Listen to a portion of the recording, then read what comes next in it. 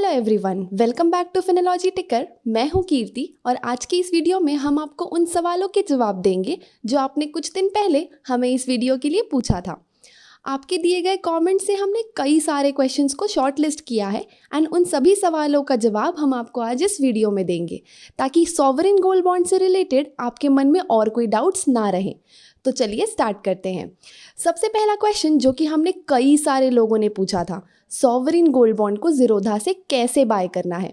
And उसी के साथ दूसरा सवाल ये आता है कि जब भी ज़ीरोधा से हम सॉवरेन गोल्ड बॉन्ड चूज़ करते हैं तो बहुत सारे कोड्स आ जाते हैं, तो उसमें से कौन सा कोड बाय करना है। तो इसका आंसर हम आपको एक ऑर्डर प्लेस करते हुए दिखाना चाहेंगे। First of all, order place करने के लिए आपको काइट ऐप ओपन करना होगा। देन आपको अकाउंट सेक्शन में जाके फंड्स ऐड करने होंगे जितने का आप SGB बाय करना चाहते हैं, और ये फंड्स आप इक्विटी के अंडर ऐड करेंगे। अब हम वापस वॉच लिस्ट सेक्शन में आएंगे और यहाँ सर्च बॉक्स पे हम टाइप करेंगे SGB। तो अब आप देख सकते हैं कि बहुत सारे SGBs के ऑप्शन आ रहे हैं, तो उनमें से आपको कौन सा चूज़ करना चाहिए। तो आप जितना टेन्योर तक इन्वेस्टेड रह सकते हैं उस अकॉर्डिंग आपको SGB चूज़ करना होगा। अब जब भी RBI SGB इशू करती है तो उसका टेन्योर होता है 8 ईयर्स का। तो सपोज़ मैं मैक्सिमम 5 ईयर्स तक के लिए इन्वेस्टेड रह सकती हूँ, तो मैं वो SGB में इन्वेस्ट करूँगी जिसकी मैच्योरिटी 2025 में हो। तो उसके लिए मैं मेंशन करूँगी मंथ एंड ईयर। अब इसमें भी आपको बहुत से ऑप्शंस आएंगे, तो आपको जो भी ट्रांच लेना है आप वो मेंशन कर सकते हैं। तो यहाँ हम बाय करेंगे SGB नवंबर 25। तो जैसा आप शेयर्स बाय करते हैं वैसे ही आपको यहाँ पे इनपुट्स देने होते हैं। तो क्वांटिटी हम रखेंगे 1, प्रोडक्ट में CNC सेलेक्ट करेंगे क्योंकि हमें ये लॉन्ग टर्म के लिए रखना है। देन ऑर्डर में हमें लिमिट सेलेक्ट करना होगा, यानी हमें जो प्राइस में बाय करना है वो प्राइस हम एंटर कर सकते हैं। आप SGB के लिए कभी भी मार्केट प्राइस पे ऑर्डर प्लेस नहीं कर सकते हैं। हम लॉन्ग टर्म के लिए इन्वेस्ट कर रहे हैं तो हम स्टॉप लॉस एंड टारगेट नहीं एंटर करेंगे। देन वैरायटी में हम रेगुलर सेलेक्ट करेंगे एंड वैलिडिटी में हम डे सेलेक्ट करेंगे, जिससे ये ऑर्डर पूरे दिन लगा रहेगा इन केस ये प्राइस पे बायर अवेलेबल ना हो तो। एंड डिस्क्लोज्ड क्वांटिटी आप एज इट इज़ रख सकते हैं। अब आप स्वाइप करेंगे बाय करने के लिए और आपका ऑर्डर प्लेस हो जाएगा, और ये आपके ऑर्डर्स सेक्शन में रिफ्लेक्ट करेगा। अगर पेंडिंग है तो पेंडिंग के अंडर, एंड अगर एग्जीक्यूटेड है तो एग्जीक्यूटेड के अंदर। अगर ऑर्डर एग्जीक्यूट हो गया है तो 2 दिन बाद आपके पोर्टफोलियो में आ जाएगा। दूसरा सवाल आता है कि अगर हम ज़ीरोधा से SGB बाय करते हैं तो अलॉटमेंट में कितना वेट करना पड़ता है।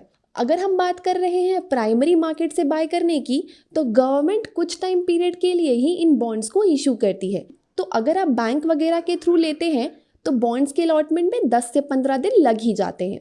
और अगर सेकेंडरी मार्केट की बात करें तो जैसे ही ज़ीरोधा से आप सॉवरेन गोल्ड बॉन्ड का ऑर्डर प्लेस करते हैं तो 2 दिन में वो आपको आपके पोर्टफोलियो में शो होने लगता है। तीसरा क्वेश्चन ये है कि जनरली जब हम गोल्ड बॉन्ड्स को बैंक से परचेज करते हैं तो हमें एक सर्टिफिकेट प्रूफ के तौर पर दे दिया जाता है, बट क्या ज़ीरोधा से बाय करने पे कोई सर्टिफिकेट मिलता है?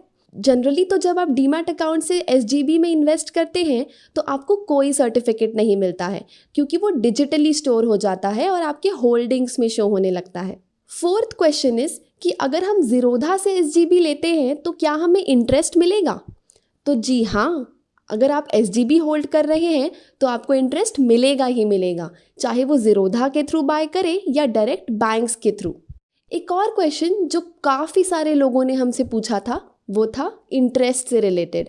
अगर हम डीमैट अकाउंट के थ्रू SGB ले रहे हैं तो उसका इंटरेस्ट कहाँ क्रेडिट होगा, डीमैट अकाउंट में या डायरेक्ट बैंक अकाउंट में? तो SGB पे जो भी इंटरेस्ट होता है वो आपके बैंक अकाउंट में डायरेक्टली ट्रांसफ़र हो जाता है, और इसके अलावा जो इंटरेस्ट है वो ट्वाइस अ ईयर मिलता है। इंटरेस्ट आपको हमेशा आपकी इनिशियल इन्वेस्टमेंट अमाउंट पे ही कैलकुलेट करके मिलता है। 6th क्वेश्चन जो कि बहुत से लोगों ने पूछा था वो है, अगर हम डीमैट अकाउंट के थ्रू SGB ले रहे हैं तो उसकी मैच्योरिटी कब होगी? जनरली SGBs की मैच्योरिटी 8 साल में ही होती है, और जैसे कि हमने ऑर्डर प्लेस करते टाइम देखा था मुझे 5 साल तक का ही होल्डिंग पीरियड चाहिए था, तो मैंने उस हिसाब से 2025 का SGB लिया था। तो आप भी अपने हिसाब से टेन्योर डिसाइड करके एसजीबी बाय कर सकते हैं। बट आपको हर ईयर या मंथ का एसजीबी अवेलेबल हो ऐसा नहीं होगा, क्योंकि आरबीआई साल में 5 बार ही इशू करती है और वो डेट्स वैरी करते हैं। तो जैसे कि हमने नवंबर 2025 वाला बाय किया था, यानी ये सीरीज़ आरबीआई ने नवंबर 2017 में लाई थी, जिसकी मैच्योरिटी पूरे 8 साल बाद यानी कि नवंबर 2025 में हो रही थी। तो आपको इन सब चीज़ों का भी ध्यान देना होगा।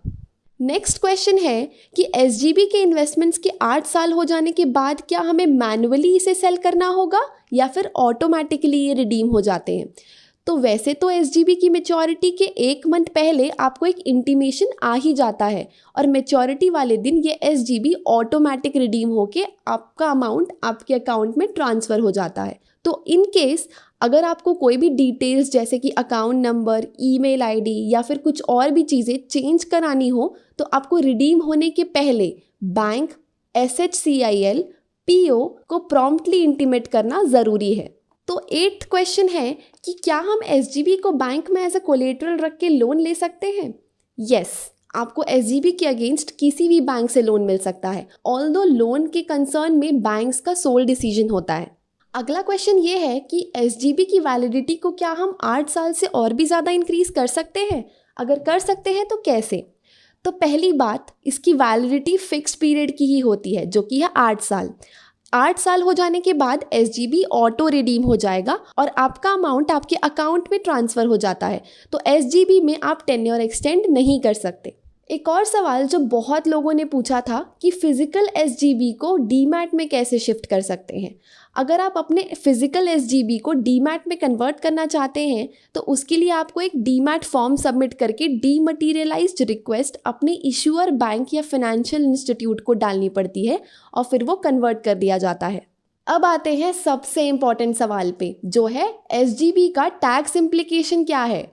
तो एसजीबी पे 3 तरीकों से टैक्स लगता है। पहला है वो टैक्स जो आपके कमाए हुए इंटरेस्ट पे लगता है। तो जो भी 2.5% का इंटरेस्ट आपको मिलेगा उस पर आपके इनकम टैक्स स्लैब के हिसाब से टैक्स लगेगा। मतलब अगर आप 30% टैक्स ब्रैकेट में आते हैं तो आपको 30% टैक्स पे करना पड़ेगा। दूसरा टैक्सेशन है मैच्योरिटी के वक्त। अगर आप एसजीबी को पूरे 8 साल के लिए होल्ड करते हैं तो उसकी मैच्योरिटी के टाइम पे रिडम्पशन पर कोई भी टैक्सेस नहीं लगते हैं, यानी कि maturity amount total tax free. ये एक स्पेशल बेनिफिट गवर्नमेंट देती है जिससे एसजीबी का ऑप्शन लोगों को इन्वेस्टमेंट के लिए अट्रैक्टिव लगे और लोग फिजिकल गोल्ड से नॉन फिजिकल फॉर्म में शिफ्ट हो सके। अगर हम अर्ली रिडेम्पशन के बारे में बात करें तो उसमें टैक्सेशन अलग है। गोल्ड बॉन्ड रिडीम करने के 2 तरीके हैं।